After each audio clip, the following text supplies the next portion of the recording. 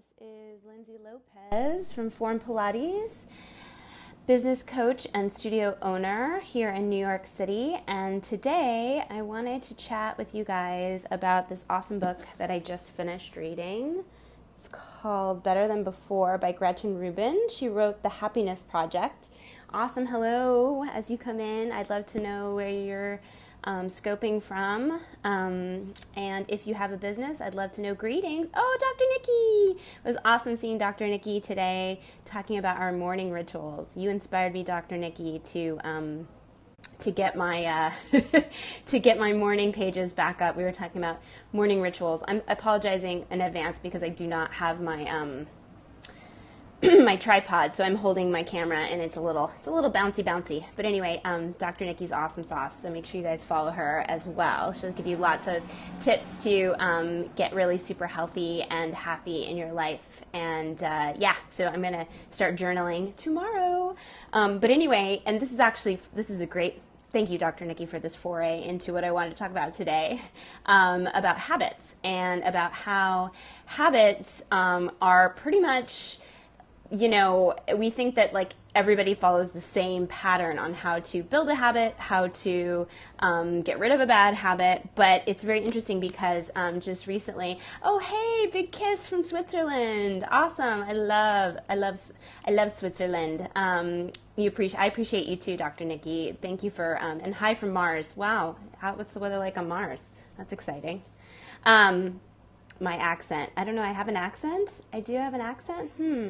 I don't know. Maybe I have a California accent. I've been, I was just in Hawaii, and they do this like pigeon accent. Nika's here. Anyway, I was chatting about the habit. And so Gretchen Rubin, just recently, I went to Savor the Success. I'm a member of Savor the Success, which is an awesome female entrepreneurial networking group. And we had an amazing one-day conference in New York City called Rock the World. Give me some hearts if you guys know about Savor the Success or Rock the World. And oh, you're funny. That's so funny. I have an American accent. I know. I can't do I won't do my British accent. I wish I could hear your beautiful British accent. So I have an American accent. I have a Southern California American accent for sure. Ooh, thanks for all the hearts, ladies and gentlemen. So Rock the World. And as I was saying, I went to Rock the World, and at one of our keynote speakers, Gretchen Rubin, and she wrote The Happiness Project. I sound a little New York to you, Nika. I'm getting a little New York accent. Anyway, Gretchen Rubin was awesome. I was in Southern California. I was in Orange County, which is where I was born and raised. But I was in Hawaii with my family. I was on Kauai for a week, and then I spent a day or two with my mom in Orange County, California, in Yorba Linda, the birthplace of Richard Nixon. Yes, very exciting.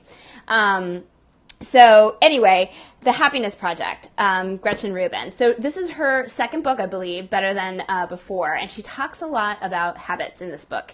And she talks about the first thing I wanted to share with you guys is like the four different. Oh, you're from LA, awesome. Where in LA, Dr. Nikki? I'd love to know. Gracias, guapa. So she talks a lot about the four different types of people and their ways that they view life and view their habits. And what I thought was really interesting, because you think of a habit and you think everybody has the same reasons, the reasons why. Would I try to use an English accent? Hi from Russia. Hello, Russia. No, I used to be an actress, but it's rusty. My English accent is rusty. Maybe I'll bust it out as unexpectedly. So anyway, Gretchen Rubin talks about four different types of personalities and how they view their habits. And hey, from Brazil, San Fernando, the Valley. Oh, Santa Cruz, fighting banana slugs. They're my favorite. Cheerio, chip-chee. So anyway, the four types of people. And this is because I'm at the studio. Do you want to come over here and be on our Periscope for a second? You can say hello. This is Roseanne. She's part of Form Team. Hi, everyone. Team Pilates. She didn't know she was going to be on TV. She's famous. She's about to be in a movie. This is She is. She's an actress, so she didn't even know. Her cue was to come in the door and say hello as she's putting laundry away. Things go on. Life goes on here at Form Pilates no matter what. So anyway, I was talking about Gretchen Rubin and her books. Finish the habits chat. She's hanging in here to know. Okay, so habits, upholder. There's upholder, there's questioner, there's obliger, and there's the rebel. Okay, so if you are an upholder, you are motivated by meeting outer expectations, right? So it's more about meeting outer expectations and inner expectations. So you're like the upholder. You're like the person that like won't jaywalk no matter what, right? Like even if nobody, and this is so funny because people do this in Southern California all the time, and like they won't walk across the street because it's against the law. And I'm like, New York, you just do whatever. But you're an upholder. You're gonna obey the law essentially. And so they're great with forming habits because if they have a habit, they're like, oh, I can't have that chocolate cookie because, I said I wasn't going to have chocolate. So that's their type of habit that they form. The questioner, they resist outer expectations and they meet their inner expectations. So for them, it's all about why, right? So it's like, why? Why wouldn't I cross the street? Not you. You're not a questioner, Dr. Nikki. Why wouldn't I cross the street if there's no one around, right? That's the questioner. They're not going to just say, oh, a rule is a rule is a rule, and I'm going to follow it. They're going to question it. They're going to ask why. They need a reason to follow a habit, to stick to a habit. The obliger, they meet outer expectations, but they resist inner expectations. So I think I was a former obliger in a past life because I was a total people pleaser. So an obliger is more concerned with helping other people or making other people happy. Oh, you're not the first one. You're the questioner. You're the questioner, Dr. Nikki. You question things. That's good. Being a questioner is awesome. Which is a little different than a rebel. Now, I'm a total rebel now. Yep, that's you. You're a questioner. I'm a total rebel now. I resist outer expectations. Tell me your name, K. Rob. I'd love to know who that is. I am a total rebel. They just resist outer and inner expectations. So they're just a rule breaker, right? So habits are hard to keep for rebels because they're like, I'm just going to do whatever I want, whenever I want. And like I said, again, the obliger, hi, Kenny, nice to meet you. Welcome. And so I'd love to know what you guys think you are. I'm going to ask some questions, and so you can kind of tell like which one you are. Again, it's upholder, which meets inner and outer expectations. The questioner who meets resists outer expectations, right? They want to know why. You love her new book. You're an ex-rebel. You're now a questioner. Hi, Pamela. Welcome. You're a questioner. Yeah. I kind of like straddle the line between questioner and rebel. For sure. And then the obliger, they meet outer expectations, not so much inner expectations. So they're like the people pleasers. Thanks for all the hearts, guys. I love it. They're the people that like worry about how, making sure everyone else is okay before they're okay. So if somebody else gives them a habit, or if it's a trend for people not to eat carbs and their husband isn't eating carbs or whatever, they'll be like, okay, I'm not going to eat carbs because my husband isn't eating carbs, even though I really love carbs, right? Hey, Kate. Kake, I can't tell who it is. Tell me your name as you join in. I love it. And then the rebel, which is me. I'm a total rebel. Like, tell me to do something. I'm like, oh, well, I'm not going to do that. And Cake Corner. Sorry, Cake Corner. Tell me your name. Is it Cake? Your name's Cake? Or do you have a cake business? That's awesome sauce. Either way. And so let's go over a couple questions. Diane, the cake lady. Awesome. Thanks for all of the you like the scope? Awesome. I'm glad. I was totally obsessed with this book. I was reading. So thank God for podcast periscopes. Good data. Yeah. Habits are key. Habits are key. And you got to get the book. The book is really, really great. I read it in like 2 days in Hawaii, and I couldn't put it down. So I'm just going to ask a couple questions, and then you guys can tell me if this sounds like you. If you are an upholder, your tendencies are to that you can meet self-imposed deadlines. So like if you have a book to write and you give yourself a deadline, you're going to meet it no matter what. If you are an upholder, it's just as important to keep promises to yourself as it is to keep promises to other people. And you sometimes feel annoyed by your level of discipline, right? Oh yeah, Gretchen, I bet you she would be amazing. She was an amazing speaker. Hello, welcome. Tell me who you are as you're coming in. And then if you've been accused of being a little rigid, you might be an upholder. If you're a questioner, right? If you're a questioner, you want to make changes in your life and you'll make a change right away, but you won't make New Year's resolutions because January 1st is a meaningless date, right? So you question, why do I have to make resolutions on the 1st? That's lame. I can just do it on my own. It bothers you when you're asked to do something for what seems like an arbitrary reason, right? That you want to know why. A questioner wants to know why. They will uphold their habit if they can find the information and know why.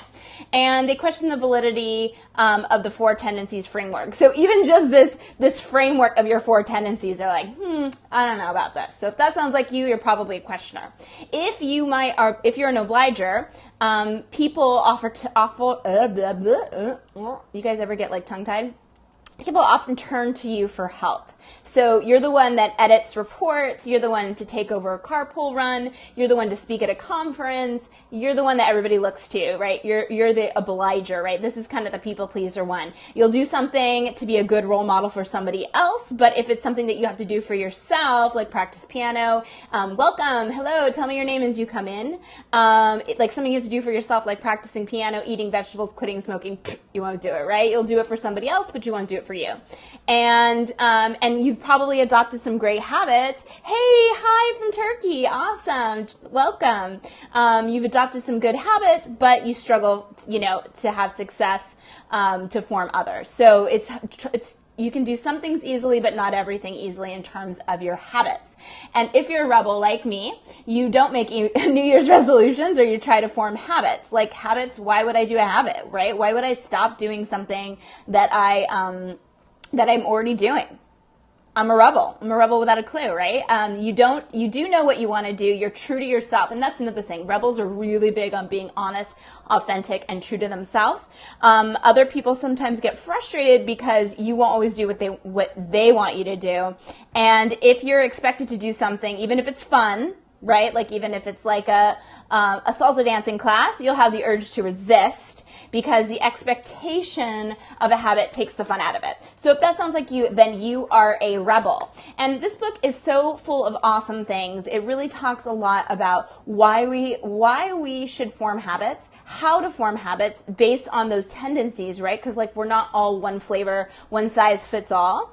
We all have different, hey, welcome. As you come in, tell me where you're scoping from. And I'd love to know, if you were listening already, what you think your tendency is. And the other thing is it talks a lot about the power of how to keep your habits, right? So it may not be the same for everybody. So I bookmarked a couple little things as I was reading because I wanted to share with you some awesome quotes. You really do need to get the book. It's an easy read. It won't take you very long. I mean, it's like, it took me like 2 days to read it because I was just obsessed with it.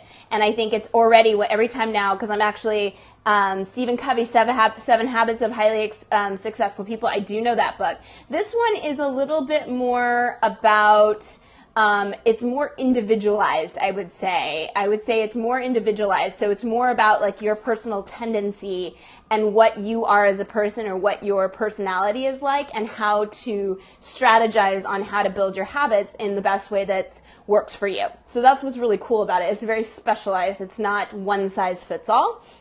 And I love this idea of, we talk a lot about in the health and wellness industry, it takes 21 days to form a habit. You want to order it for your students. Oh, it's called Better Than Before. Can you see it? Better Than Before, Mastering the Habits of Our Everyday Lives by Gretchen Rubin. Go get it now. Run and get it. I'm sure you can get it on your Kindle as well. And she talks a lot about like 21-day things. Thanks for the hearts. Awesome. How to form a habit in 21 days. So I know a lot of detox programs say in 21 days, you can form a new habit. But in many situations, she says that we do benefit from scheduling a habit every day.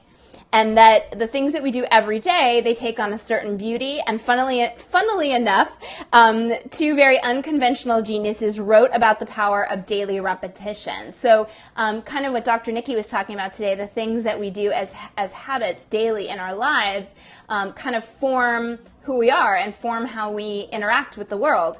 And it's very interesting because Andy Warhol's first quote that he says either once only or every day. If you do something once, it's exciting. If you do it every day, it's exciting. But if you do it, say, twice or just almost every day, it's not good anymore. So that's really interesting, right? So it's like it's something about doing something every day, not just for 21 days or 3 times a week. Because I know, like for me, like I'm trying after being on vacation, I'm trying not to eat so like crappily. So I'm like, okay, no, I'm not going to eat. I'm kind of following Gretchen Rubin talks about this like no carb thing that she's doing. Thanks for the hearts, guys. I really appreciate it. And if you want to share, I think you just swipe down, up. You guys tell me which way on an iPhone. And if you want to share it, I would love that if you share it with your followers or you share it on Twitter. That would be super, super grand. If you like what I'm talking about, give me some hearts. If you have questions, type them in the comment below. Awesome book recommendation. You're in Hawaii. Awesome. Maui. So you got to hit the beach. Yeah, no, it's a great read for the beach. I like went through it in like no time. So definitely it's very interesting that Warhol says, you know, doing it once or doing it a couple times just makes it not that exciting, but doing it every day, right? Doing it every day. And the book, so keep getting phone calls. Oh, the book again is better than before, Mastering the Habits of Our Everyday Lives with Gretchen Rubin, who wrote that. She wrote The Happiness Project. And I know I'm sure you can get it at any bookstore. And once again, I am Lindsay Lopez. I own a Pilates studio in New York City called Form Pilates. We are a co-working space for Pilates instructors. I'm also a business coach, life coach, and I got this book when I went to Rock the World, which is a Savor the Success. Yes, Better Than Before, Gretchen Rubin, which is a Savor the Success event, and Gretchen Rubin was our keynote speaker, and she impressed me so much that I just had to read this book from cover to cover, and I read it in like 2 days, and the idea of habits are really kind of forming in my head, and I'm really looking at the world in a different way, and how so much of what we do is habit, right? So much of what we want to achieve has to come from a habit. So the idea of like really being aware of things and doing something, oh, you're welcome, doing something every day and not just once in a while, or setting a goal and not just saying, oh, I'm gonna, tomorrow. She talks a lot about that, putting it off, avoiding. She talks a lot about, just like abstaining. So you like, if you don't want to eat cookies, like I was talking about, I was on vacation and I wasn't eating very well. And so now I'm trying not to eat carbs. And so like, I just am avoiding carbs, right? I'm not buying a loaf of bread so that I don't have to, be such a good person, because I'm a rebel. So I'm like, oh, if I have the bread, I'll just eat it, right? So I just don't buy it. I just don't buy the bread. But it's very interesting because the mentality, right? The reasoning. She talks a lot about reasoning with yourself. You're like, well, I'm on vacation, so I'm gonna eat whatever I want. Or, well, I did so great today. I had a hard day. I'm gonna have an extra piece of cake.